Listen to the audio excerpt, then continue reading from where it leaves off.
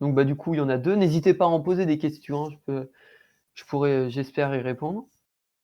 Connais-tu les places dans ces trains? Sont-elles limitées pour l'ergonomie du TGV ou ce sont alors attends, connais-tu les places dans ces trains? Sont-elles limitées pour l'ergonomie du TGV ou de simples rajouts moteurs suffit? Je comprends pas vraiment ta question là, Antoine. C'est connais-tu les places, c'est-à-dire connais-tu les places, le nombre de places qu'on peut mettre, la place disponible, non? Les premiers ré alors attends, on va y retourner. C'est-à-dire les premiers trains que j'ai montrés, le TGV 00, celui-là peut-être? Ah OK. Donc hem, bah, en fait, c'est, pour, les moteurs, bah, en fait, faut que les moteurs prennent le moins de place, en gros, pour avoir le plus de place réservée aux passagers. Parce qu'au final, c'est bien beau de faire un train rapide, mais il faut qu'en gros, il soit rentable. Donc plus tu mets de place, plus tu as de place dans un train, plus tu peux mettre de personnes, donc plus un voyage va être rentable, en gros. Je sais pas si j'ai répondu à ta question? Bah oui, fatalement, en gros, plus tu as de poids dans le train, plus il faut un effort de traction fort. Donc, pour atteindre une même vitesse, faudra beaucoup plus de puissance. Donc, soit tu mets plus lourd de moteur, mais, faut beaucoup plus de puissance, soit tu mets moins de moteur, mais tu auras moins de puissance. C'est un compromis à faire. Il faut le bon, en gros. Je veux dire, si, tu as un train super léger, mais qui a pas assez de puissance pour dépasser les 200 km/h, ça sert à rien. Par contre, si tu as un train qui est aussi super lourd, super puissant, mais qui est tellement lourd qu'il est incapable aussi de dépasser les 300, ça sert à rien non plus. Donc oui, fatalement, plus de poids, ralentit le train, mais, bon, faut faire un compromis, puissance-poids. Les rames sous tension peuvent-elles mettre en danger les personnes ou les peuvent mettre en danger les personnes ou voitures qui y passent? Alors, pour les personnes, dans le train, absolument pas, parce qu'en fait, le courant passe, par la caténaire, le pantographe, la voiture et passe dans les rails aussi, le rail fait office de masse. Hem et dehors plus particulièrement. Non, parce que, en fait, les caténaires sont assez hautes pour que le champ électrique soit inférieur, pas assez élevé. En gros, tu peux passer sous une caténaire, ça posera pas de problème et pour les passages à niveau, la caténaire est, vachement, beaucoup plus haute, au-delà des 6 mètres, pour justement que les camions et les voitures puissent passer en dessous sans problème. Alors sachant que les voitures et les camions font office de cage de Faraday, c'est plus pour qu'un camion ne n'arrache pas la caténaire et sur, LGV, la hauteur de caténaire est constante à 5,08 m, à 5,08 m. Mais il y a pas de passage à niveau, les vitesses, sont justifiées. Je veux dire, si on peut pas mettre un passage à niveau avec des trains qui passent à 300 km/h, je vous laisse imaginer les accidents qu'il y aurait en cas de collision. Donc ça posera pas de problème sur les LGV et puis sur les lignes classiques, bah, c'est, bien plus élevé, donc il y a pas de problème avec ça. Donc oui, vraiment sur les LGV, c'est une hauteur constante pour justement ça améliore la vitesse parce que, donc le pantographe est fixé sur une certaine hauteur, donc pour une caténaire de 5,08 m et il y a, juste des petites suspensions qu'on peut appeler, grands plongeurs. Pour les TGV réseau, on appelle ça le grand plongeur unique et puis pour les, pantographes type CX sur les, TGV duplex, ils sont plus petits et ce qui va permettre un débattement du pantographe qui va compenser les aspérités en gros de quelques millimètres que la caténaire pardon peut avoir. Que si le pantographe était uniquement fixe, il y aurait des disjonctions à des moments parce que le pantographe ne se retrouverait plus en contact avec la caténaire. Donc, question de Clément 2000, qu'est-ce qu'une alimentation par troisième rail? Serait-ce envisageable pour un TGV? Et ben, en gros, une alimentation troisième rail, mais bon, je pense que tu connais déjà la réponse là. C'est par exemple l'Eurostar, donc c'est un troisième rail qui passe que c'était par exemple pour l'Eurostar, faut bien mettre ça au passé. C'était un troisième rail, qui passait, à côté des 2 autres rails, où roulait le train. C'est un troisième rail où passait justement du 750 volts.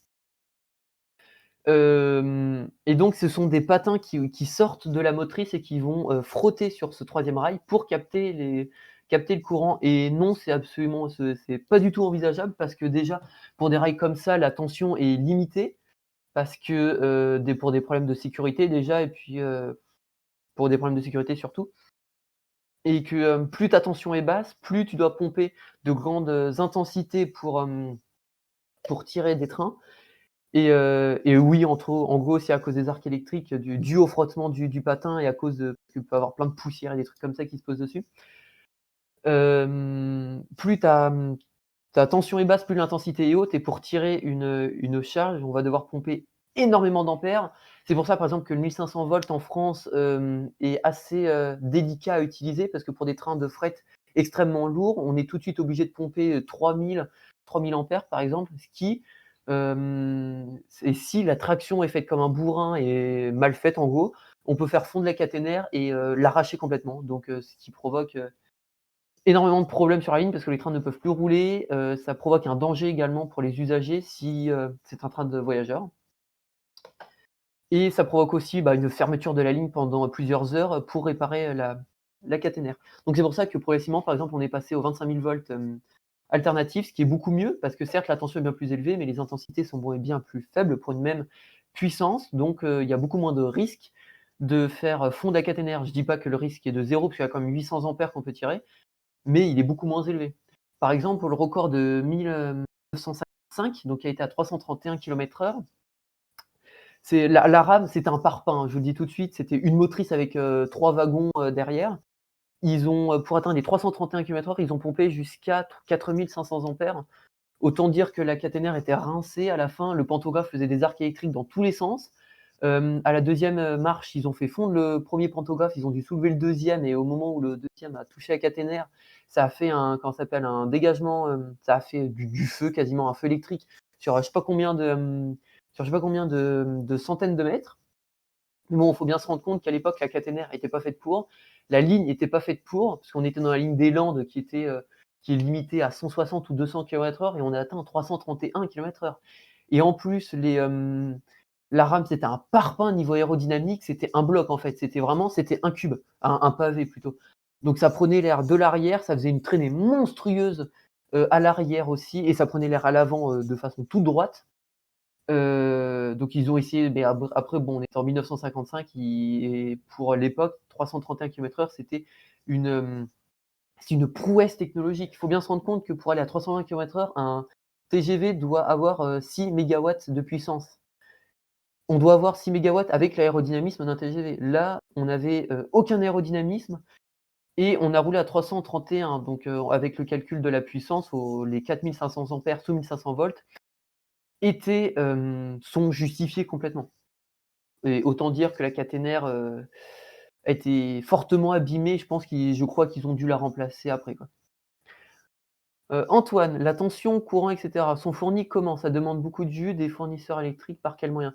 Et ben, alors, en gros, quelles que soient les lignes électriques, tu as des sous-stations de traction, ce que j'expliquais au début. Ce sont elles sont réparties selon les tensions. Donc en gros, pour le 1500 volts, ce qui était pas intéressant d'ailleurs pour ces lignes, c'est que le 1500 volts continu, c'est chiant à transporter. En fait, très vite on perd, de la tension. Je crois qu'on perd quasiment 200 volts, 400, ouais 300 volts en gros sur 25 kilomètres. Donc des sous-stations de traction, on est obligé d'en avoir extrêmement régulièrement.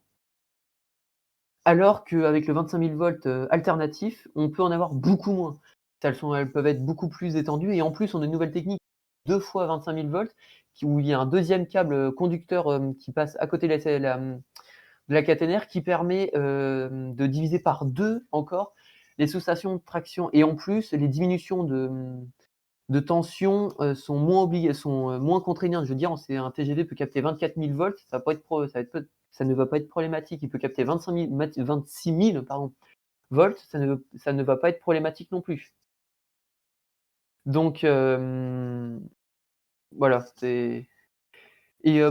demande beaucoup de jus? Oui, forcément, ça va demander, beaucoup d'énergie, beaucoup d'ampères, beaucoup de, «kilowattheure» entre guillemets. Alors j'ai pas les chiffres, mais, par exemple pour, le record du monde vitesse sur rail en 2007, ils ont consommé sur la marche d'essai, donc une marche d'essai qui a duré une demi-heure je crois, plus de 200 € d'électricité. Et sachant que cette rame était la puissance de 2 TGV normaux, donc d'une double rame en gros.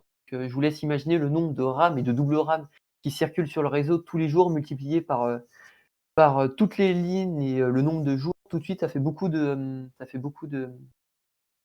courant à tirer et tout de suite une facture assez élevée et les fournisseurs, bah, c'est le réseau français, en gros, c'est EDF et par quel moyen? Bah, tu amènes les lignes haute tension, tu amènes les lignes haute tension sur, tu amènes les lignes haute tension sur les sous-stations de traction, ça convertit l'énergie, ça balance dans les caténaires. Les TGV à la mode japonaise sont-ils envisageables en France, en adoptant les voies? Alors qu'est-ce que tu entends par les TGV à la mode japonaise, les Shinkansen? Hem, heu, alors non, c'est pas adaptable parce qu'en fait les Shinkansen, roulent uniquement sur des lignes dédiées de la gare de départ à la gare d'arrivée. C'est pour ça qu'ils ont d'ailleurs très peu de retard. C'est que, genre exemple, la moyenne de retard, pour les Shinkansen sont de, 18 secondes si je me trompe pas, alors qu'en France on a des retards, beaucoup plus importants. Parce que justement, ils ont une ponctualité énorme au départ, à l'arrivée et justement parce que les lignes sont fermées et uniquement réservées à ces trains-là. C'est vraiment un système bien particulier pour ces trains, qui ne sont pas compatibles, pour les TGV en France, parce que les TGV en France sont bicourants, justement pour circuler sous 1500 et sous 25 000 volts, partout sur le réseau. Donc du moment où on a une caténaire exploitable, le TGV peut rouler, quelle que soit la tension. Heu, voilà, mais par contre, il doit respecter les vitesses des lignes classiques, bien sûr. Je veux dire, un TGV a beau avoir une limitation à 320 km/h, il peut pas rouler à cette vitesse-là sur une ligne limitée à 100 km/h, par exemple. Clément, 2000 va est-ce que des vitesses plus élevées sont envisagées en service commercial? Si tu entends pour les LGV, alors, et ben, du coup, alors ça, faut, dire c'est théoriquement possible. 350 c'est possible parce que le mur de la caténaire, il est au-delà de cette vitesse. Le problème, c'est que, les LGV sont prévus pour, des vitesses de 320 km/h. Les rames sont prévues pour ces vitesses-là aussi. Je veux dire, pour, qu'elles aillent à 350 km/h, voire 400, faudrait modifier littéralement toutes les rames, les rapports d'engrenage, les puissances moteurs et tout ça. Ce qui, économiquement parlant, est absolument pas viable, faut se l'entendre. Et 400, on dépasse le mur de la caténaire, donc ça nécessiterait de retendre, un peu partout en France. Et dans le futur lointain, bah, en vrai, si on arrive à faire des lignes qui, respectent les contraintes de ces vitesses-là, c'est possible parce qu'on voit bien qu'on peut rouler, pendant plusieurs, minutes et au-delà des 400 km/h. Enfin, on le voyait bien à la marche d'essai V150, ils ont bien fait, plus de 15 minutes, je crois, au-delà des 500, plus de 10 minutes, pardon, au-delà des 500 km/h, ce qui est énorme. Donc si on le fait, si on fait autant de temps à 500 km/h, on peut bien le faire à 400 km/h, même 350. Sachant que la comment ça s'appelle, l'opération Sardine, ils ont bien fait rouler le train à 6 km/h sans, en touchant uniquement la puissance de la motrice. Donc voilà, je veux dire, ils ont rien touché à la ligne, ils ont même pas retendu la caténaire. Pensez-vous que le projet Hyperloop remplacerait le TGV? Et ben, alors je m'intéresse pas trop au projet Hyperloop, je sais à peu près comment il fonctionne, mais je me suis pas trop renseigné à ce sujet. Heu, En vrai, remplacer le TGV en service commercial, je pense pas, parce qu'il faudra quand même un certain paquet d'années pour, le rendre, intéressant et le problème, c'est que l'Hyperloop, c'est intéressant sur des très longues distances et en France, je veux dire, c'est 1000 kilomètres grand max. Je veux dire, c'est Lille, sur des LGV, c'est Lille-Marseille, le grand max. Et par ligne classique, on peut faire Nice-Brest qui représente 1400 km/h, 1400 kilomètres pardon, je dirais. C'est pas intéressant parce que, ce serait bien plus intéressant en Russie, par exemple, faire, la ligne, comment ça s'appelle, transsibérienne en hyperloop ou, faire la longueur de la route 66 au pire en hyperloop aussi. Là, ce serait intéressant parce qu'au final, on réduirait les longs trajets, d'un temps considérable. Pour ceux qui savent pas, du coup, l'hyperloop, c'est, un train, un tunnel où on enlèverait la pression à l'avant, ça ferait, partir et puis on atteindrait les 1000, kilomètres/heure quasiment. Le problème, c'est qu'on se pose beaucoup de questions sur la dépressurisation. La Parce que s'il y a un accident, bah, au final, on se retrouverait sans air, donc quid des personnes dedans?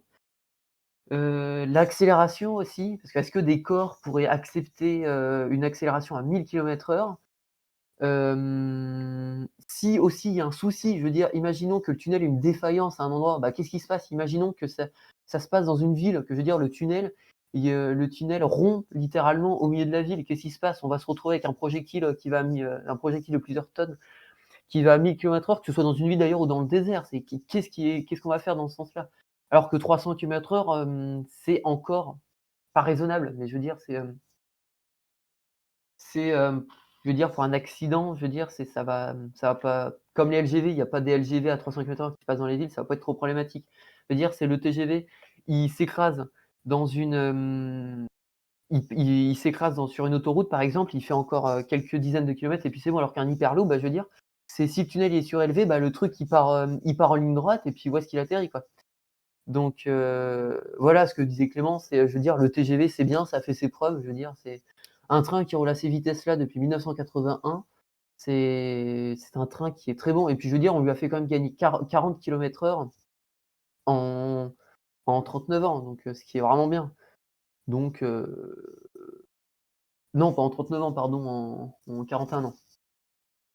Donc ça prouve que alors non, le TGV a déraillé. Non, non, le TGV n'a pas déraillé qu'une seule fois, il a déraillé plusieurs fois d'ailleurs, il a déraillé 7 fois, je dirais. Il y a eu certains accidents, mais ah bon, on m'entend mal? Est-ce que là, on m'entend mieux? Ah, oui, alors, en fait, c'est que, l'essai a été complètement foireux. Je veux dire, ils devaient prendre une courbe à 220 km/h et ils ont pas freiné à temps, ils l'ont pris à plus de 300 km/h, donc ce qui se comprend bien et en plus, ils avaient désarmé le KVB, donc KVB qui est le contrôle de vitesse par balise. Donc, ce qui est en gros le contrôle de vitesse sur un train. Je veux dire, c'est que, il y a une tolérance. Si, pour une certaine vitesse, on dépasse cette tolérance, hop, on se fait prendre au contrôle de vitesse et il y a l'arrêt d'urgence et bah, là, il l'avait désactivé et ils ont pris la courbe beaucoup trop vite, ce qui a fait complètement sortir le train avec, la force centrifuge, ça fait complètement sortir le train et en plus, il y avait un cours d'eau dedans, en dessous, donc bah, le train est tombé dans le cours d'eau. Donc là, clairement, je veux dire, c'est pas faute de confiance, c'est les conducteurs qui ont fait de la merde et cet accident ont remis en question les voyages avec des passagers, pas des passagers, si des passagers dans la cabine de conduite non, cheminots. Parce qu'à une époque, je veux dire, les conducteurs pouvaient ramener n'importe qui dans les cabines, tant que ça dépassait pas la limite indiquée, c'était bon. Alors qu'à cet accident-là, bah, il y avait n'importe qui, ils pouvaient aller chercher les mecs au PMU, ça posait aucun problème. Le nombre de personnes, imposées dans la cabine était, largement dépassé.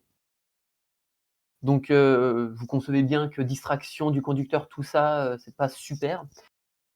Donc cet accident a remis en cause donc la SNCF a été beaucoup plus drastique par la suite, avec ça. Donc maintenant plus le droit à des passagers externes, à la SNCF dans la cabine. Et ensuite les autres accidents, bah, ça a été des collisions avec des animaux, avec des véhicules ou des problèmes sur la voie, ou des blocages d'essieux aussi, c'est arrivé. Et l'avantage du TGV, c'est que son système de, monobloc, donc avec, comment ça s'appelle? Avec un bogie pour 2 voitures sur les voitures passagers, ça a permis au train de ne pas se coucher. Les voitures peuvent se coucher parce que c'est juste un attelage mécanique accroché en gros entre la motrice et la voiture. Mais les voitures, elles, forment un bloc, rigide et complet, qui ne peut pas se renverser. En gros, c'est jamais arrivé uniquement à l'accident là, mais ils ont été beaucoup trop vite donc je veux dire, voilà, c'est normal que le TGV soit complètement, désintégré et puis soit parti. Et du coup, Antoine qui nous dit 1 km/h de gagné par an, ça a été par palier de 30 km/h au début et de 20 km/h. Ah bah, je suis con, c'était, 50 km/h, pardon, pas 40. Ils sont passés de 270 au début à 300 et de 300 à 320. 320 est comment ça s'appelle? Est la vitesse maximale d'exploitation au service commercial, en France.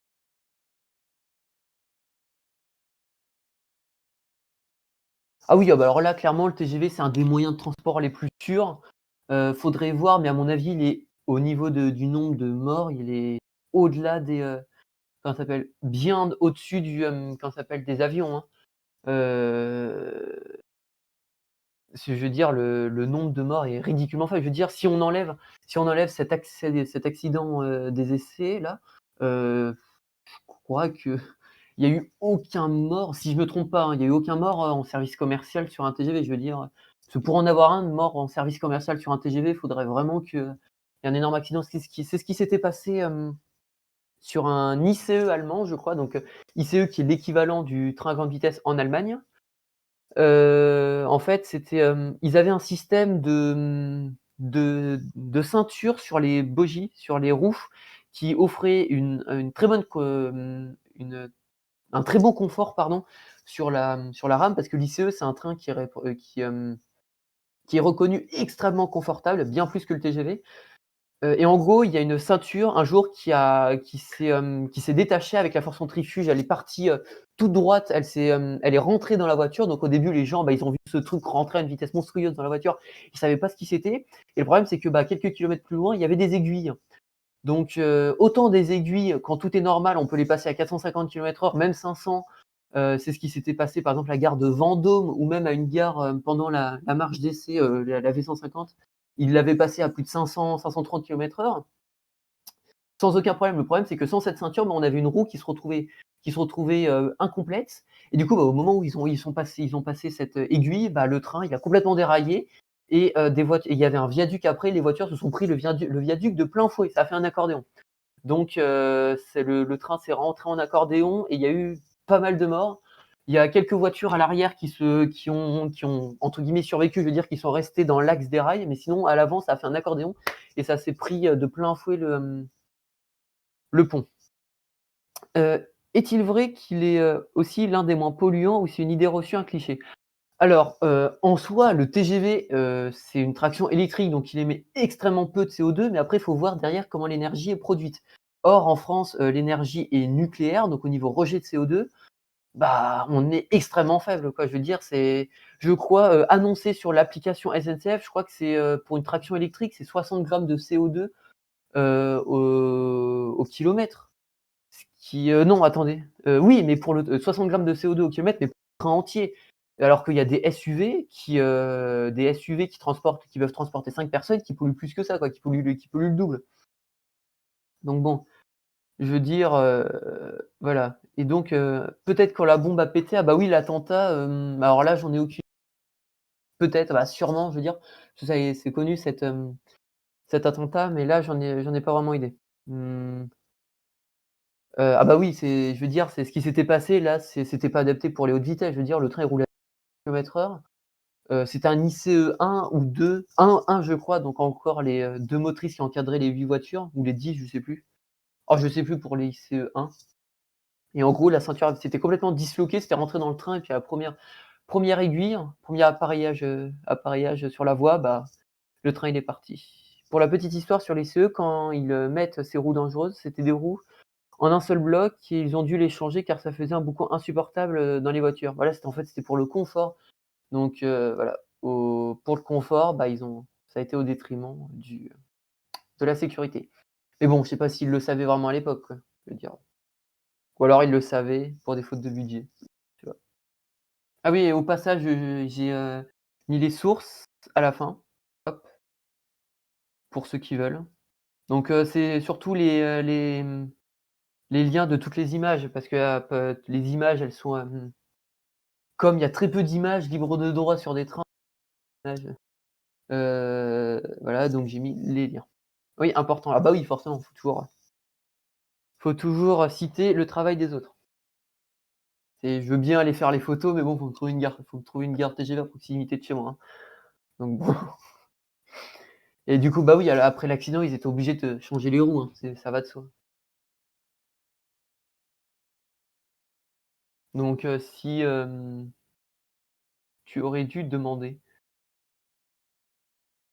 Ah bah oui, mais je veux dire, si j'ai plus de ah oui, bah oui, mais je veux dire plus de 28 photos donc ça se trouve, il y a des photos qui datent de, alors déjà, il y a pas mal de photos qui ont été prises, bah, qui ont été prises il y a plus de 30 ans. Donc je crois que le copyright ne s'applique plus dessus et d'autres photos, bah, je veux dire, j'allais pas contacter, 20 propriétaires différents, avoir une réponse dans 2 mois et puis, Anciennes livrées, c'est-à-dire les oranges ou les, livrées bleues, les bleu argent?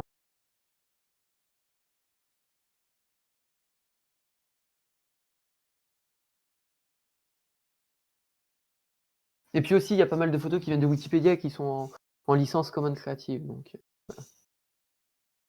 ah oui, oui. Ah oui, les bleus, oui, les bleus, il y en a plein.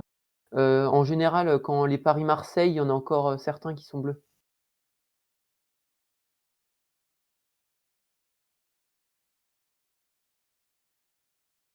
Et puis si vous avez des questions sur les trains en général en France aussi, hein, ça limite pas qu'au TGV, hein. Puis vous pouvez vous démute aussi, hein, si vous voulez poser des questions à l'oral. La stratégie du TGV est-elle un homme de paille ou bien cela recoupe une véritable stratégie mise en place? Et si oui, est-elle une erreur du point de vue technique au sens gâchis d'une grande puissance utilisée pour des licences qui n'utilisent pas une telle énergie pour TGV, pardon. Ah! Alors, oui, si alors si tu veux dire, est-ce que, il y a un intérêt de pomper autant d'énergie pour, de si courtes distances? Et bah, faut se rendre compte en fait que déjà la traction électrique, c'est, bien mieux parce qu'en fait, à l'époque, si on n'avait pas eu la traction électrique, on serait toujours sur des trains qui fonctionnent au diesel. Et le problème, c'est que les motrices diesel, c'est, un groupe électrogène qui alimente des moteurs électriques et les groupes électrogènes, c'est souvent des moteurs qui font au-delà des 100 litres de cylindrée. Donc je laisse imaginer la consommation que ça fait. En termes de diesel, ça pollue à mort. Au niveau avec les démarrages à froid, bah, ça fait une fumée, un truc, tu peux intoxiquer une ville avec ça. Donc l'électrique, c'est bien mieux et au niveau des consommations, en fait, faut bien se rendre compte que, ah bah, alors la CC, 65000, oui, avec 4 moteurs, mais, en l'occurrence, moi, là, je parlais de la, heu, mince, attends, j'ai oublié son nom. Heu, heu, mince. Non, justement, pas la 72 000, l'autre. L'autre diesel, assez vieille qui est en circulation. Ah merde! Oui, voilà, la 67 000. La 67 000, c'est un V16, je crois, qui fait 105 litres de cylindrée. Donc 105 litres de cylindrée pour la consommation, c'est énorme. Donc voilà, donc en gros, l'énergie électrique, c'est bien mieux parce qu'au final, c'est produit par une en France, par le nucléaire qui est bien plus propre que ce soit le charbon et trucs comme ça. Parce qu'au final, si on produisait l'énergie au charbon, il y aurait aucun intérêt, autant rester sur du diesel, ça polluera autant. Et donc la stratégie du TGV, c'était surtout de réduire les temps de trajet et d'augmenter la fréquentation des trains. Alors je sais pas si tu étais là au début au tout début, mais j'avais dit que, comment ça s'appelle? Il y avait une, volonté de la SNCF de redresser la fréquentation de ces trains et du coup, bah, tu as pas 50 solutions, c'est soit tu mets plus de trains, soit tu mets, des trains plus longs, soit tu augmentes la vitesse pour avoir une fréquence plus élevée. Donc en l'occurrence, bah, ils ont choisi la vitesse. Donc donc ça a permis d'augmenter du coup la fréquentation des trains et en plus ça a permis de réduire la carte de France. Si on prend, la carte de France uniquement en temps de trajet, on se retrouve avec Marseille qui est à hauteur de Clermont-Ferrand. Parce qu'en fait, la Paris-Clermont-Ferrand, c'est encore une ligne classique. On met 3h30 pour faire Paris-Clermont-Ferrand et c'est aussi long que pour faire, Paris-Marseille, quoi.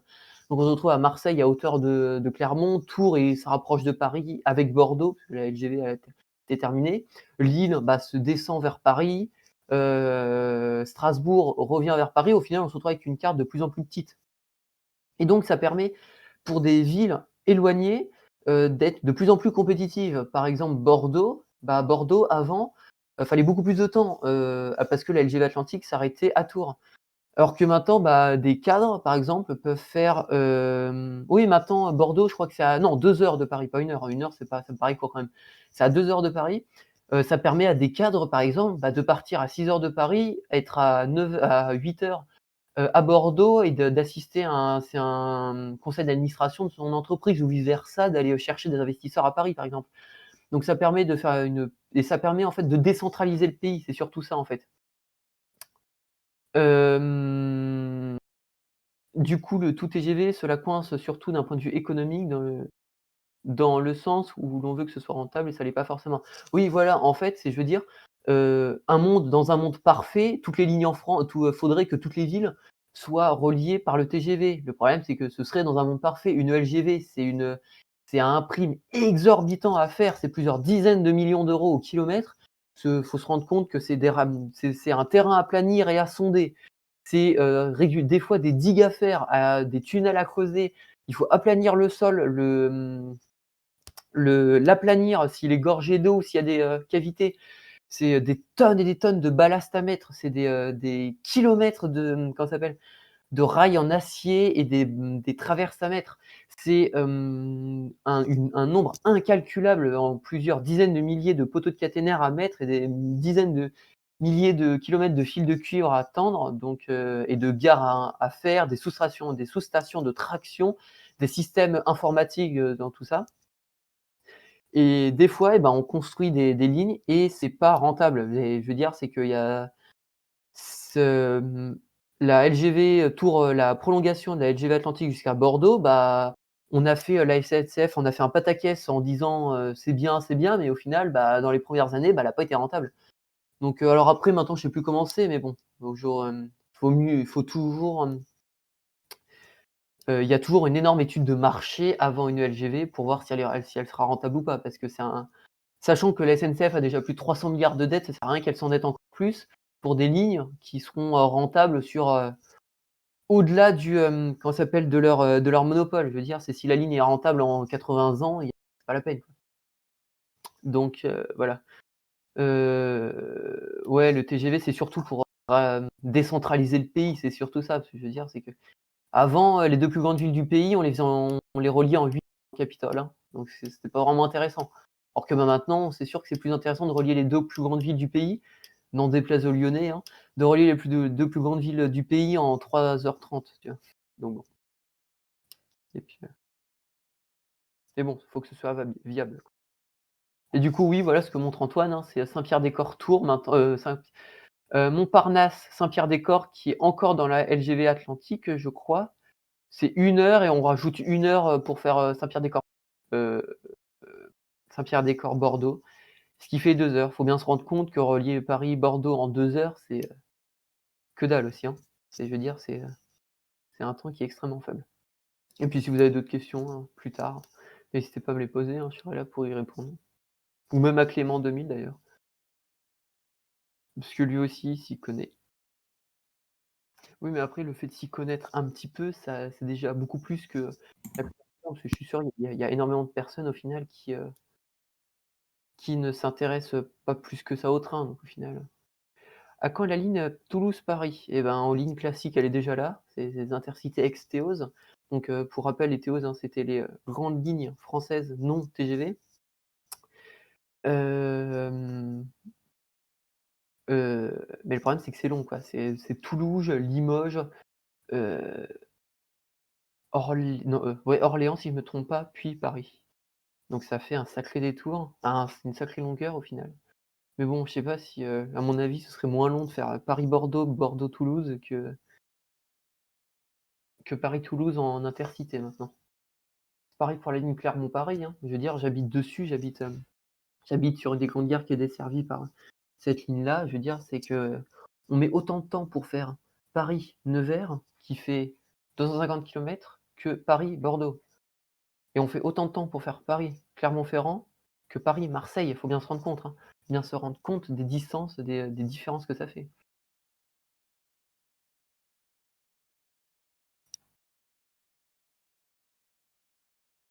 À quand la ligne Paris-Nevers TGV? Bah, il y a eu un projet à un moment, alors je sais plus comment elle s'appelait, mais c'était la Paris-Orléans, Nevers, je sais plus quoi. Il y avait un projet pendant pas mal d'années qui a été, monté et au final, bah, ça s'est pas fait. Parce que, à mon avis, faute d'investisseurs, faute de rentabilité. Tout le monde veut un TGV, mais au final, c'est si, tu es dans une ville de 500 habitants, tout le monde veut le TGV. 500 habitants pour le TGV, c'est pas rentable, quoi. Ah beh, oui, ce serait bien quand même, mais bon, faut trouver les investisseurs. Mais là, je suis sûr que ce serait rentable, hein, un TGV, parce qu'Orléans est une des plus grandes villes en France et il y a pas le TGV. Alors que c'est une des plus grandes villes, étudiantes en France, c'est une des plus grandes villes, habitées aussi en France et il y a pas le TGV. Donc bon, c'est assez, contradictoire. Je veux dire, il y a des petites villes qui sont desservies par le TGV, genre Beaune. Beaune, c'est desservi par le TGV, mais pas Orléans, ni Clermont-Ferrand. Oui, voilà, même à Brest, il y a le TGV. Mais bon, après Brest, c'est quand même grand et puis il y a un port là-bas, donc à la rigueur. Brest, c'est normal. Parce qu'au final, en fait, passer en TGV dans une ville, tant qu'elle est électrifiée, c'est très simple. Tu on passe par la ligne classique et puis c'est bon. Le problème, c'est que si on veut faire passer à grande vitesse, c'est toute, la LGV à construire et bon, ça, des fois, on n'a pas la place, on n'a pas les moyens, et cetera.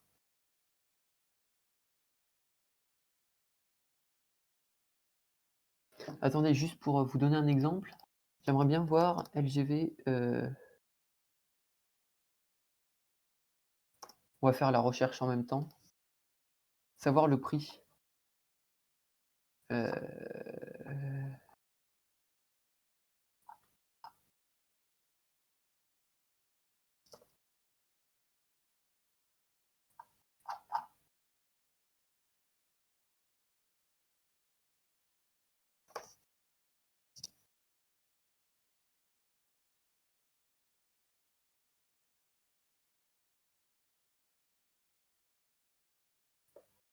voilà, exemple, la LGV Est européenne, donc qui relie Paris-Est à Strasbourg et au-delà, a coûté 3,125 milliards d'euros. Faut bien se rendre compte de la longueur que ça fait et pourtant Paris-Strasbourg, c'est pas, si éloigné que ça, hein.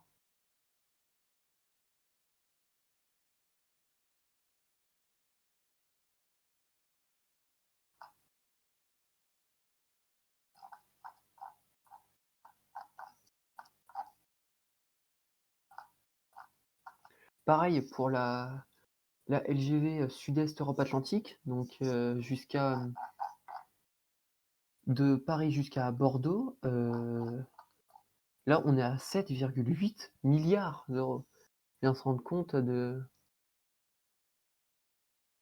du prix que ça fait et oui, en général, les gares classiques sont pas compatibles avec les gares TGV, ce qui de fait est logique.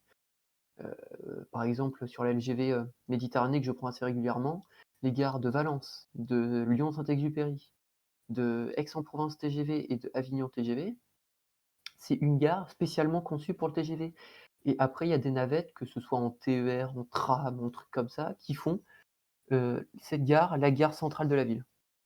Au final, en fait, il y a que les gares centrales des grandes villes, qui sont des terminus, qui accueillent le TGV à Paris, à Marseille, à Lyon d'ailleurs aussi. Il y a quand même 450 kilomètres. Oui, mais je veux dire, pour 450 kilomètres, faut se rendre compte des budgets que ça fait, en fait. Et je veux dire, je veux dire, il y en a beaucoup qui demandent le TGV, mais faut bien se rendre compte que des fois les lignes, elles sont ultra longues et puis ça fait cher la ligne, quoi.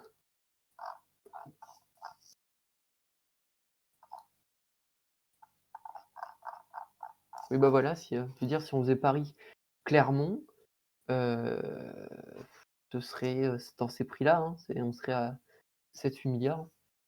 C'est pour ça qu'on évite de construire ça n'importe comment.